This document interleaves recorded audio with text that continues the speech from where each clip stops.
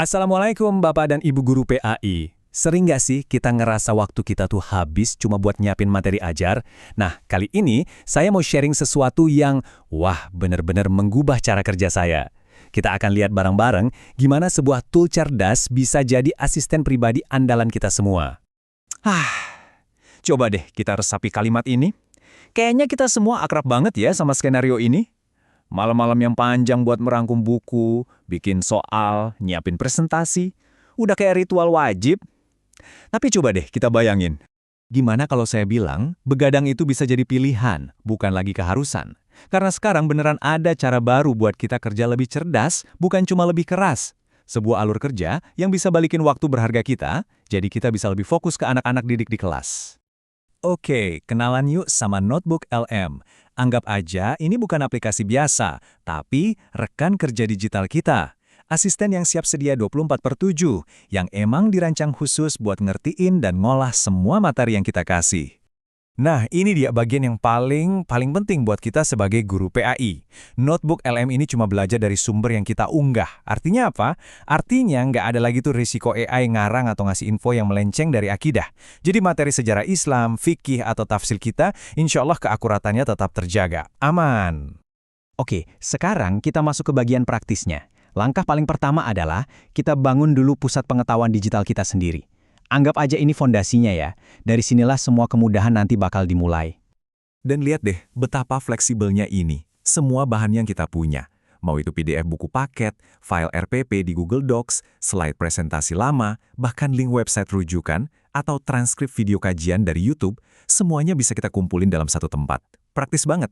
Kapasitasnya juga bukan main-main loh. Kita bisa masukin sampai 50 sumber materi untuk satu topik bahasan atau satu notebook. Coba bayangin, semua referensi buat materi satu semester penuh bisa kita kumpulin dan saling hubungkan di satu layar. Keren kan?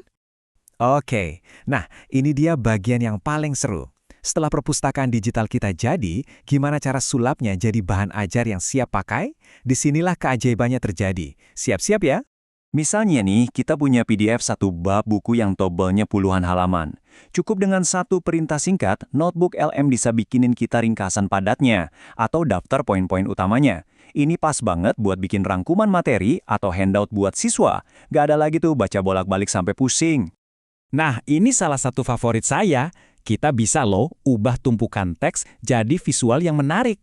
Coba deh minta dia bikinin peta konsep buat materi kayak silsilah Nabi atau cabang-cabang rukun iman. Hubungan antar konsep yang tadinya abstrak langsung jadi gambar yang jelas dan jauh lebih gampang dicerna sama siswa. Nggak berhenti di situ. Gimana kalau kita kasih variasi lain buat anak-anak? Bayangin deh, catatan pelajaran kita bisa diubah jadi materi audio. Siswa jadi bisa dengerin rangkuman pelajaran sambil di jalan pulang. Ini bisa jadi solusi keren buat siswa yang gaya belajarnya auditori. Dan format audionya ada dua pilihan menarik. Ada The Brief, ini kayak rangkuman berita singkat, to the point. Satunya lagi Deep Dive, ini formatnya diskusi antara dua suara AI, jadi kayak dengerin podcast yang ngebahas hubungan antar ide dari materi kita. Inovatif banget. Dan akhirnya, ini dia penyelamat di saat-saat genting. Bikin presentasi. Kita nggak perlu lagi pusing mikirin desain dari nol. Notebook LM bisa secara otomatis bikinin slide presentasi yang ciamik, langsung dari materi yang udah kita kumpulin tadi. Hebatnya lagi, kita bisa pilih gaya visualnya. Mau yang kesannya formal kayak papan tulis buat materi fikih? Bisa. Atau mau yang lebih santai kayak gaya anime buat cerita kisah Nabi ke siswa SMP? Bisa juga. Ini benar-benar bantu kita buat nyambung sama gaya belajar siswa. Pada akhirnya, semua fitur ini ngebawa kita ke sebuah perubahan pola pikir. Tujuannya bukan lagi cuma sekedar menyelesaikan tumpukan kerjaan sampai larut malam, tapi gimana caranya kita bisa bekerja lebih efektif supaya hasil pengajaran kita juga lebih berdampak. Kutipan ini rasanya ngena banget ya. Keunggulan kita sebagai pendidik di zaman serba digital ini ya ada di kemampuan kita buat beradaptasi.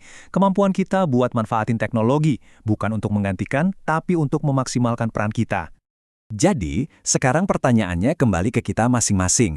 Apakah kita siap untuk mengambil langkah cerdas ini? Mengubah jam-jam persiapan yang melelahkan menjadi waktu yang lebih berkualitas, baik untuk siswa kita dan tentunya untuk diri kita sendiri. Yuk kita coba!